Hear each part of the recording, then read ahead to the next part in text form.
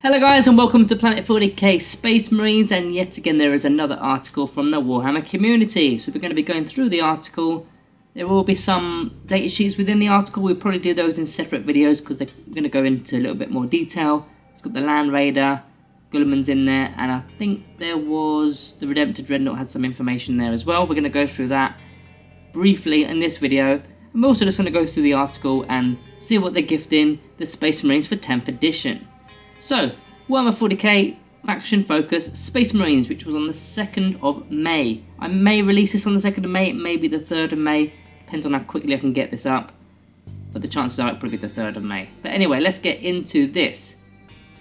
So there's a little overview about, where are we? So we scroll down into the faction rules. And it goes into the Gladius Task Force Detachment Rule. So, the detachment rule for Gladius Task Force is Combat Doctrines, which gives players a choice of 3 powerful disciplines to focus on at the start of their command phase. These can really turn the tide at a critical moment. So there's 3 of these here, and it gives you an explanation of how you use them. So at the start of your command phase, you select one of these Combat Doctrines listed below. Then until the start of your next command phase, that Combat Doctrine is active, and its effects apply to all Astartes units from your army with this ability. You can only select each combat doctrine once per battle. Very important there, you can only select, say, the Devastator doctrine just for one battle round. Once you have used it, that is it. So you've got 5 battle rounds and you've got 3 options to be using them.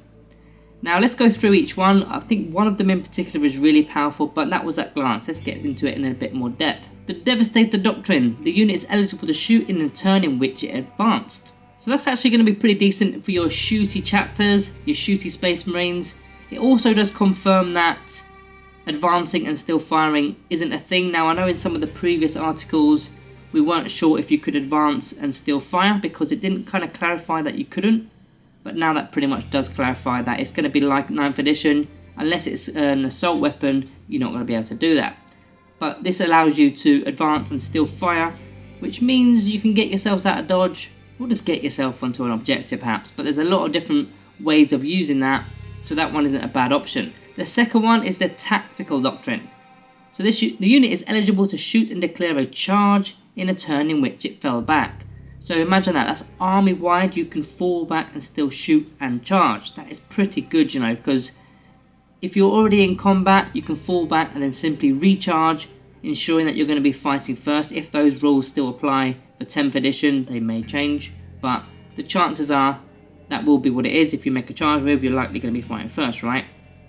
So being able to do that and also shooting at the same time as well, so falling back, shooting and then charging in, that's going to be pretty good, especially for infantry models that can't actually fire into combat. Well, not at this moment anyway. There are some rumours that you can fire at monsters. It hasn't been confirmed yet, but the Warhammer Fest had some rumours coming out about that. Now the third one, which I find quite interesting, which is the Assault Doctrine. This is what the Assault Doctrine now does. This unit is eligible to declare a charge in which it advanced. So again, army wide, you are advancing entire armies and literally declaring a charge at the same time. That's going to make your Marines rapid when you want them to be rapid. So for that one particular turn where you know you want to make multiple charges, or you've got a decent threat, in fact your opponent won't know what your threat range is. They're not gonna, I mean they will, but you've got to literally declare this on your command phase. So in their turn they've got to be thinking they might pop the Assault Doctrine, which means they could advance and still advance and still charge army wide. So I think the one to look out for out of all 3 of these is the Assault Doctrine. I think that one is massive, army wide, advancing and still charging. Yeah, that one's mega. Now these are going to work well when you combine them with the Oath of Moment, which all Space Marine armies get. Now if you remember, I think I've got the link here. It was on the 7th of April, they actually explained what the Oath of Moment was. It's a detachment rule, and in your command phase, you select one enemy unit in your opponent's army, and you can reroll all the hit rolls and reroll all the wound rolls against that particular unit. So you're getting the Combat Doctrines and you're also getting the Oath of Moment as your detachment and army rules, which I think they're pretty decent rules to be fair.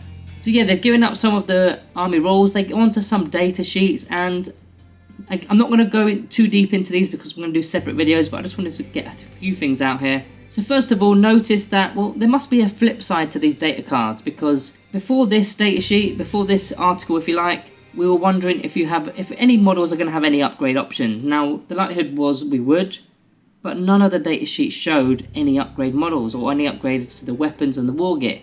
I think this is the first time they've actually showed some wargear options, and as you can see, which I believe is the flip side to this card, you've got the option of the Hunter-Killer Missile, the Multi-Melter and the Storm Bolter, which are not the weapons that it's actually equipped with. As you can see on the right hand side here, it's got a Twin Heavy Bolter, 2 Godhammer las cannons and armoured tracks. So these are wargear options, so that means options for models and options of units are actually a thing.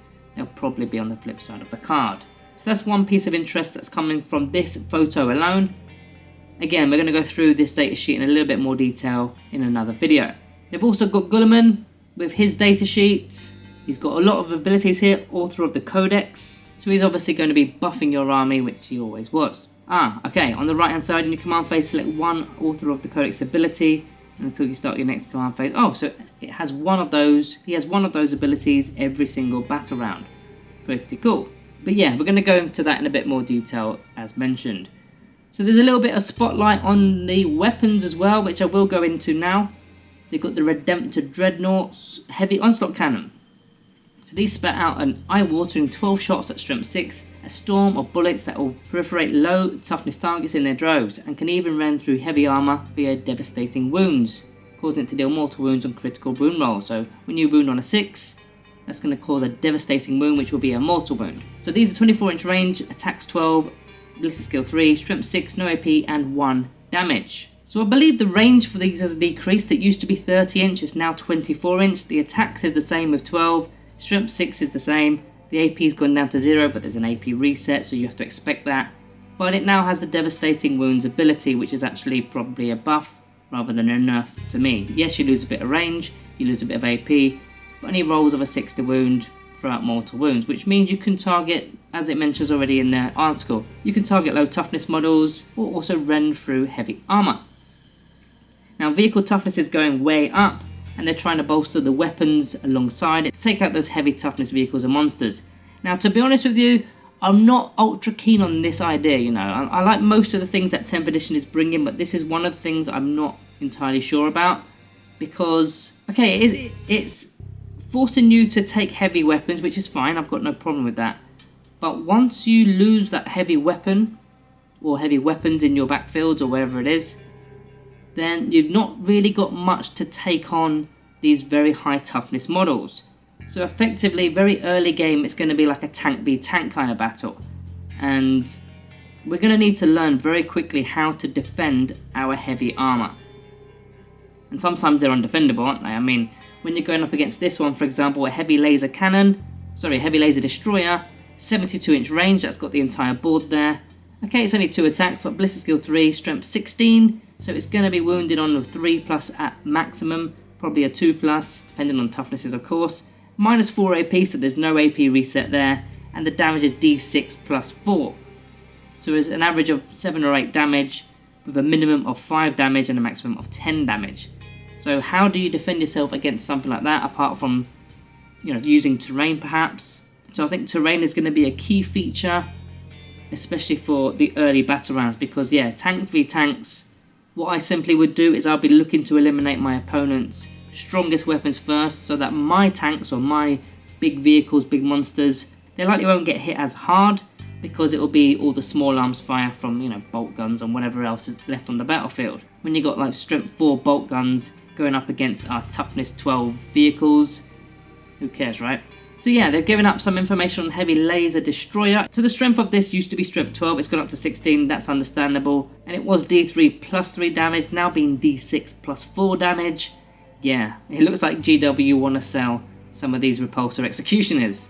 They then go into some stratagem spotlight, and they've gone with the Gladius task force provides 6 crucial options, and one of them is only in death does duty end. So it's an epic deed stratagem, and they've gone into detail. It's 2 command points, so quite expensive, and rumour has it that you're going to start the game with no command points, so having 2 command points for this could be very pricey. When do you use it? You use it in the fight phase. Target on an Adeptus Astartes unit that was targeted by one or more attacks that your opponent's using, and the effect until the end of the phase, each time model and unit is destroyed, if that model is not yet fought, do not remove it from play, and it can effectively fight before being removed. So for 2 command points, that's quite a lot. But in some situations, you can almost guarantee you're going to wipe out their unit alongside your unit. Maybe it's a unit of Terminates, perhaps, with a lot of attacks or Thunderhammers. And yeah, that could be critical. So I can see why it's 2 command points, but command points being very limited, I'm not sure how that's going to go. So yeah, that's pretty much the article. The rest of it is kind of lore stuff. It goes on to the Black Library and things like that. I'm not really interested in that kind of stuff. But yeah, 2nd of May article. I will be jumping into those datasheets as we mentioned in videos, perhaps tomorrow. Today or tomorrow, depends on when you actually receive this. So yeah guys, that is it from me today. Thank you all for watching. See ya in the next one.